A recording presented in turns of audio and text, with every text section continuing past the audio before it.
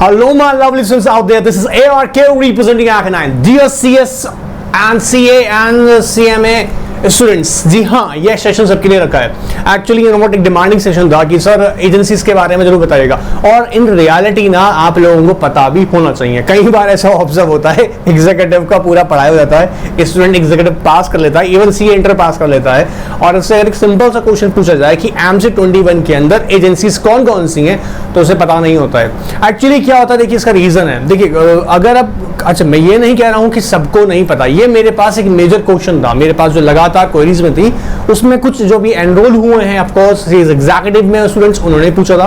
कुछ professional student का भी था, लेकिन not to worry about it, क्योंकि आपको हो सकता है इन सबके बारे में पता होगा जो मैं बताने वाला हूं।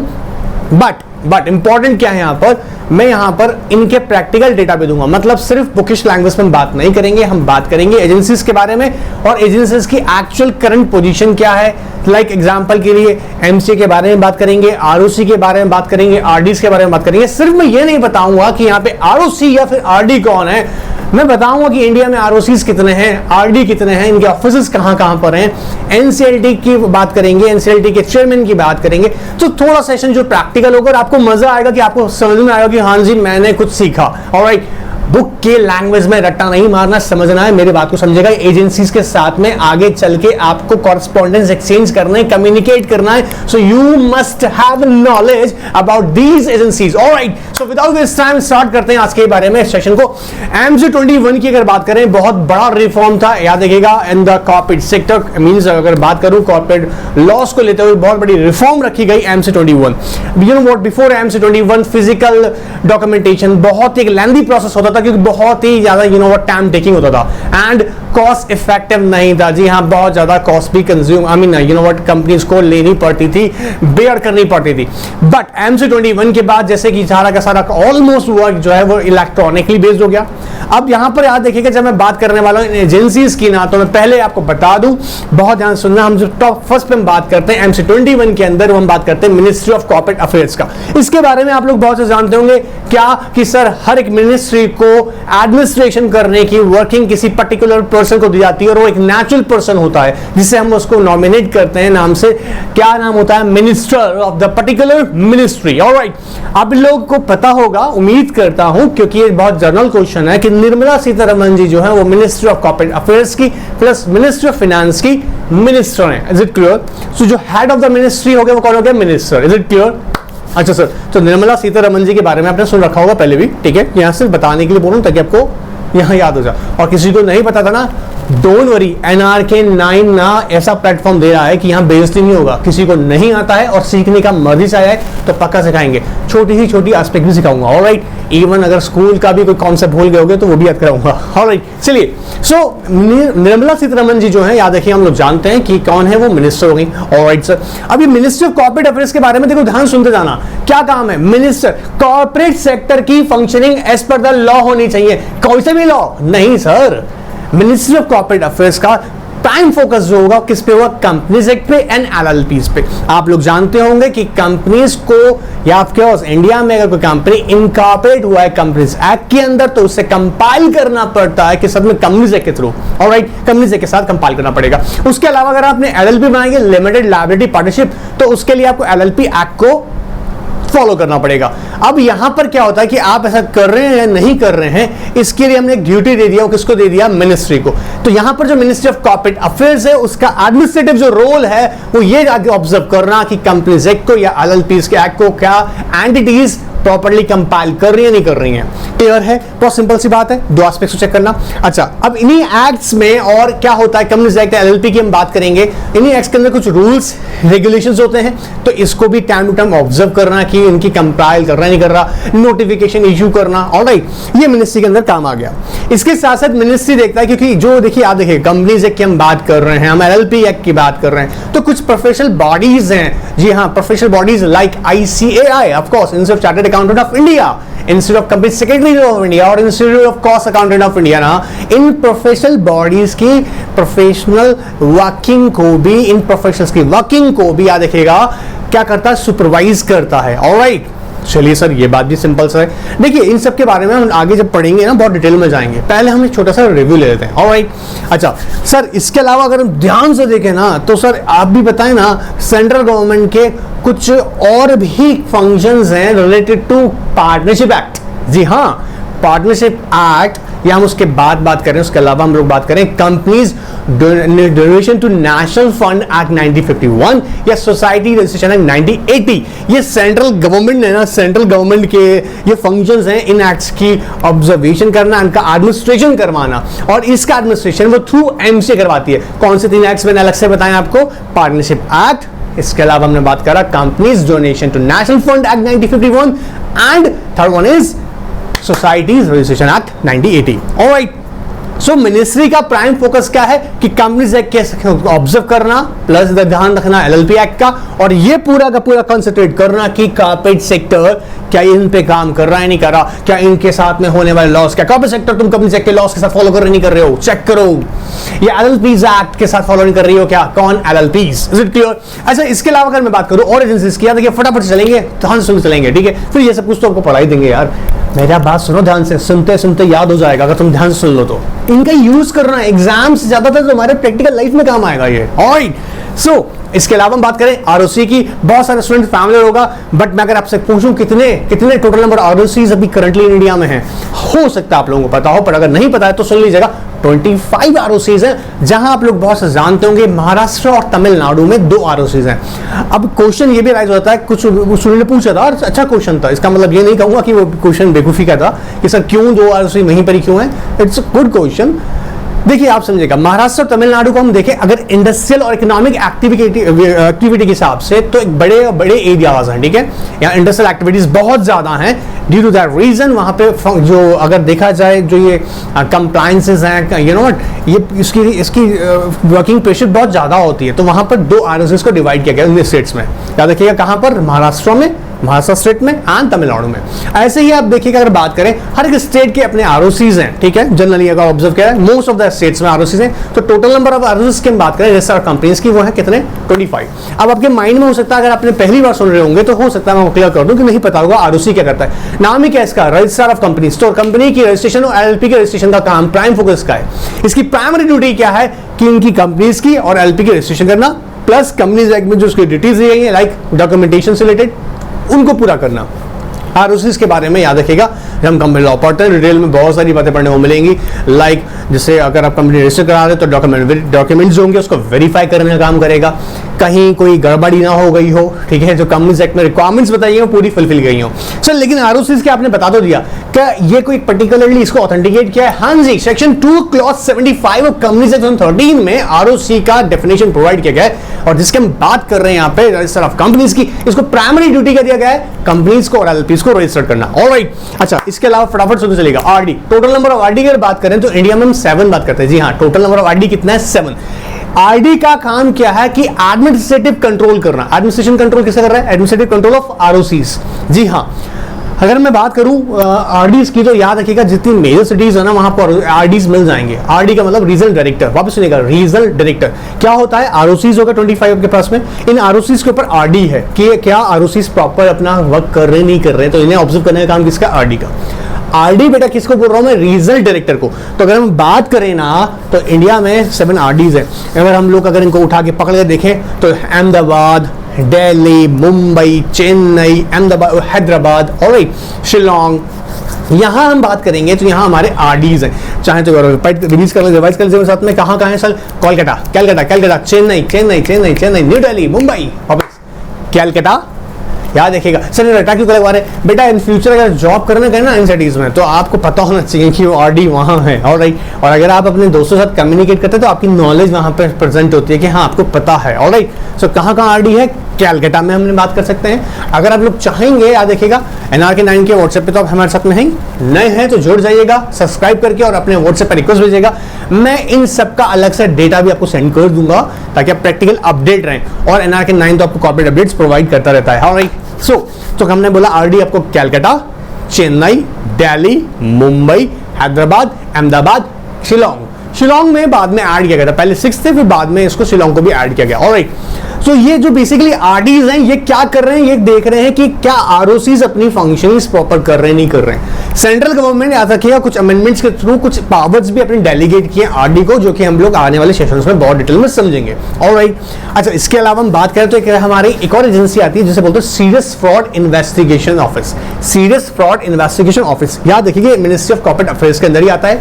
एक पर्टिकुलर एक सेपरेट विंग होती है जिसका काम क्या होता है कि अगर कहीं पर कॉर्पोरेट फ्रॉड्स हो रहे हैं या कहीं वैनिशिंग कंपनी का कॉन्सेप्ट है या हमें लगता है कि कैपिटल मार्केट स्कैम जैसे फ्रॉड्स हो रहे हैं, जी हाँ क्या क्या बोले हम आपको ध्यान से बोलेगा, या तो हम बोल रहे हैं कि सर कॉर्पोरेट फ्रॉड्स हैं, लाइक आपने सुना होगा एनबीएफसीज के केसेस में बहुत हुआ था, कुछ कंपनीज फेक कंपनीज बनाई गई, फिर एनबीएफसी से लोन लिया गया, लेटर ऑन कंपनीज भाग गई, पता नहीं लगा क्या हुआ, ठीक है, या मिस मैनेजमेंट की वजह से भी कई सारे इश्यूज अराइज हुए।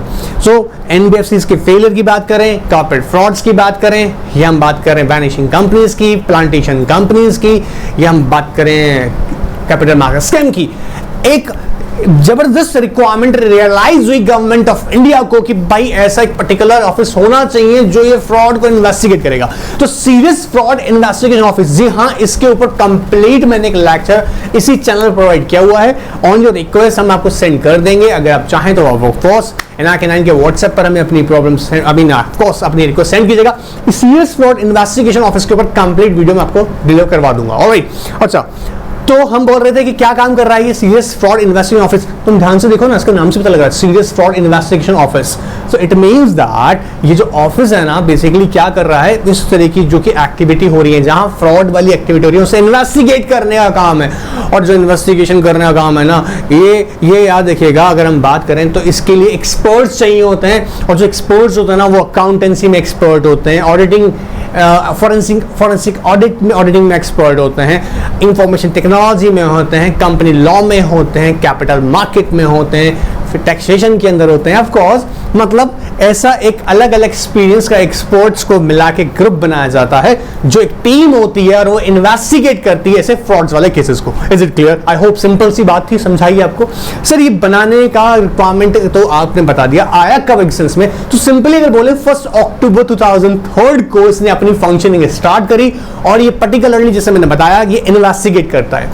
इन्वेस्टिगेशन का जो पूरा प्रोसेस है वो मैंने बता रखा है आपको कि आप वीडियो में देख सकते हैं। इसके अलावा फिर भी मैं आपको बता दूं यूजुअली क्या होता है, सेंट्रल गवर्नमेंट को लगता है कि कोई कंपनी फ्रॉडुलेंट एक्टिविटी कर रही है, ठीक है, इन द पब्लिक इंटरेस्ट ये ऑफिस अपनी duty you know what perform करता है कि कहीं ऐसा तो नहीं है जहां पर झोल चल रहा हो, तो इसे इन्वेस्टिगेट करेगी।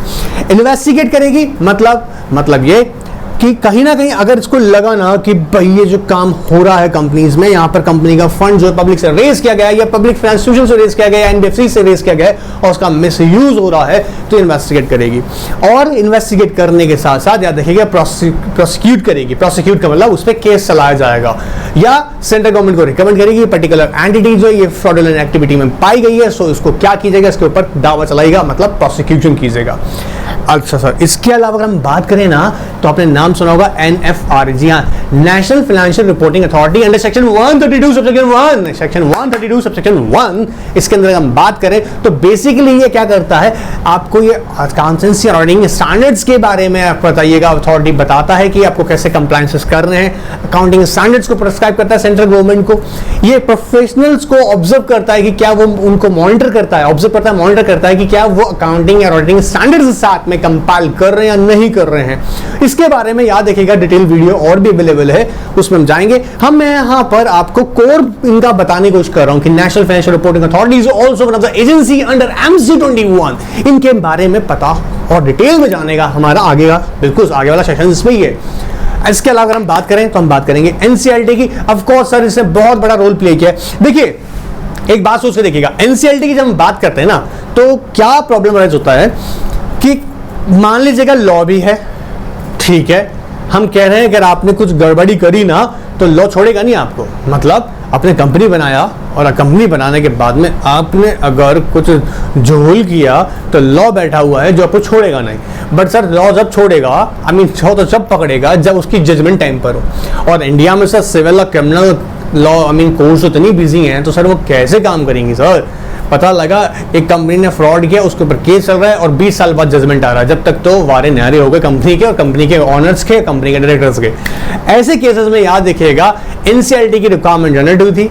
इसके पीछे बहुत बड़ी एक, मैं आपको बताऊंगा तो चलिए छोड़िएगा, बट एक अनएथिकल हो जाएगा, बट यू नो व्हाट, बहुत सारे स्टूडेंट्स को मैंने बताया था, आई होप पता भी होगा, बट है ना कि इसके पीछे क्या एक इसके डिले होने का रीज़न जो मैं बोल रहा हूँ, क्योंकि 1 जून 2016 को उसको रिड्यूस करना, देन उसके बाद में उसको डिले होते चले जाना, बहुत सारे लॉजिक थे जो कि ये एनसीएलटी एक्चुअली पहले आ सकता था। एनसीएलटी डिले होने के पीछे भी कई सारे you know what, so anyways now NCLT की हम बात करते हैं। मैं बता नहीं रहा हूँ, कुछ अनएथिकल भी हो जाएगा एज आई सेड, बट वो सही नहीं थी। कुछ प्रोफेशनल बॉडीज ने इसको डिले करवाया, ठीक है, इसका एस्टैब्लिशमेंट डिले करवाया, ठीक है, but I am not going to talk about it right now, in another video I will explain. Now come to the point. So NCLT ने क्या किया कि जो प्रॉब्लम्स अराइज हो रही थी, डिले प्रोसीडिंग्स हो रही थी, अब एनसीएलटी कंप्लीटली फोकस करेगा कि कॉर्पोरेट लॉ से रिलेटेड इश्यूज। जी हाँ, ऐसी कंपनीज जहां पर एनसीएलटी अपनी जजमेंट देगा, किससे रिलेटेड, कंपनी से रिलेटेड मैटर्स पे अपनी जजमेंट देगा। अच्छा, यहां पर क्या है ना, अगर हम ध्यान से देखें एनसीएलटी के बारे में बात करूं तो इसके 16 ब्रांचेस हैं all over India, maximum 6 branches जो कि दिल्ली में है, 5 ब्रांचेस मुंबई में है। जी हाँ, ऐसी हैदराबाद में 3 ब्रांचेस हैं, चेन्नई की अगर बात करें, अहमदाबाद की बात करें, वहां 2 ब्रांचेस हैं, जयपुर में एक ब्रांच है, इसके चंडीगढ़ में है, ठीक है, प्रयागराज में इसके ब्रांचेस हैं। टोटल नंबर ऑफ ब्रांचेस जो हैं आज रखेगा एनसीएलटी की वो 16 ब्रांचेस हैं। इसके अगर जजमेंट से, जी हाँ, सेक्शन 408, हाँ इंपॉर्टेंट बताना भूल गया आपको, सेक्शन 408 में इसकी एस्टैब्लिशमेंट की गई थी। और अगर आप एनसीएलटी की जजमेंट से सेटिस्फाइड नहीं है, if you feel that somewhere you are aggrieved, you know, but because of the judgment of the NCLT, then you can approach to whom? NCLT under section 410। जी हाँ, सेक्शन 410 में NCLT, जी appellate tribunal का establishment किया गया by the central government. Alright, दोनों का same time पे होता है, एनसीएलटी एंड NCLT का। ऑलराइट, सो अगर आप जजमेंट सेटिस्फाइड नहीं तो आप देंगे NCLT। इसकी प्रिंसिपल बेंच जो है एपिलेट ट्रिब्यूनल का वो न्यू दिल्ली है। जी हाँ, इसके अलावा एक और बेंच है जो कि इसकी चेन्नई है। जी क्लियर एकदम। चेन्नई में जो मैं बात कर रहा हूँ इसके एक और बेंच के बारे में, अदरवाइज हम बात करें तो इसकी जो प्रिंसिपल बेंच है वो न्यू दिल्ली है। Is it clear? अच्छा, एक इंटरेस्टिंग बात बताता हूँ, आपको शायद पता भी हो, अभी जो रिसेंट इसके एनसीएलटी के जो चेयरमैन हैं वो है अशोक भूषण जी। जी हाँ, अशोक भूषण जी जो उसके रिसेंट अभी करंट चेयरमैन है एनसीएलटी के। Is it clear? In certain cases if you are not satisfied with the judgment of the NCLT, of course you know that very well, you have to approach Supreme Court। अच्छा, अब ये जो session हमने यहाँ किया ना, इस session के अंदर याद देखिएगा हमने सिर्फ डिस्कस क्या किया है इनके बारे में, देखिएगा समझिएगा, आरओसीज के बारे में। जैसे मैंने बताया टोटल नंबर ऑफ 25 आरओसीज हैं, हमने आरडी की बात किया, टोटल 7 आरडीज हैं। ऑफिशियल लिक्विडेटर है, ऑफिशियल लिक्विडेटर। अच्छा, ऑफिशियल लिक्विडेटर जानते हैं ना, एक इंटरेस्टिंग बात बताते हैं, 2 तरह का लिक्विडेटर होता है, एक कंपनी लिक्विडेटर होता है बेटा, ठीक है, एक कंपनी लिक्विडेटर होता है और एक ऑफिशियल लिक्विडेटर। ऑफिशियल लिक्विडेटर का मतलब यहाँ पर क्या है, जहां पर सेंट्रल गवर्नमेंट जिसको अपॉइंट करेगी। जनरली इसके अपॉइंटमेंट कब आती है, याद रखिएगा, जब हम बात करते हैं कंपलसरी फाइंडिंग आपकी, तो सेंट्रल गवर्नमेंट ने बोल रहा हूँ यहाँ पे, बट देखा जाए तो एनसीएलटी बताता है कि भैया एनसीएलटी कहता है कि हाँ जी इस ऑफिशियल लिक्विडेटर को अपॉइंट कीजिएगा और इसका काम ही क्या है, लिक्विडेशन कराना, मतलब कंपनी की एसेट्स को सेल आउट करके मनी कलेक्ट करना और डेट्स को रिचार्ज करना, ठीक है, as per the order of the NCLT. तो official liquidator is also one of the important agency under MC21। Serious fraud investigation office, इसके बारे में अभी आपसे बात किया, ठीक है, and NFRA national financial reporting authority and NCLT and NCLT, ये एक इंपॉर्टेंट एजेंसी है। अगर आप कंपनी लॉ या कॉर्पोरेट लॉ पढ़ने जा रहे हैं तो आपको इन एजेंसीज के बारे में थोड़ा थोड़ा पता होना पहले जरूरी है। इसलिए फर्स्ट सेशन में हमने सबसे पहले सिर्फ इनके नाम के बारे में बताया और थोड़ी थोड़ी इनकी इंफॉर्मेशन दी है। इस सेशन के आगे जितने भी सेशंस आने वाले हैं, याद रखिएगा इन सबके साथ आपको कहीं ना कहीं मेल जोल आपका होने वाला है, ठीक है। अगर इसके अलावा याद रखिएगा नए सेशंस में हम लोग डिस्कस करेंगे, बट अगर लगता है आपको कि मेरे को स्पेसिफिकली आरओस की डिटेल जाननी है और आरडी के बारे में जानना या ऑफिशियल लिक्विडेटर या सीरियस फ्रॉड इन्वेस्टिगेशन हम बात कर सकते हैं, एनसीएलटी या फिर NFRA के बारे में, सबके बारे में, तो आपको अलग से सेपरेट वीडियोस का लिंक सेंड कर देंगे। आपको NRK 9 के याद रखिएगा ऑफिशियल व्हाट्सएप कॉन्टैक्ट नंबर पे रिक्वेस्ट सेंड कर देना है। और सर को यार नए स्टूडेंट हो ना, सब्सक्राइब करो फटाफट से, जुड़ जाइए हमारे साथ में। ऑलराइट, तो बने रहिएगा। नेक्स्ट सेशन में चैप्टर्स के साथ स्टार्ट करने वाले हैं with detail analysis and interpretation. Good bye, take care.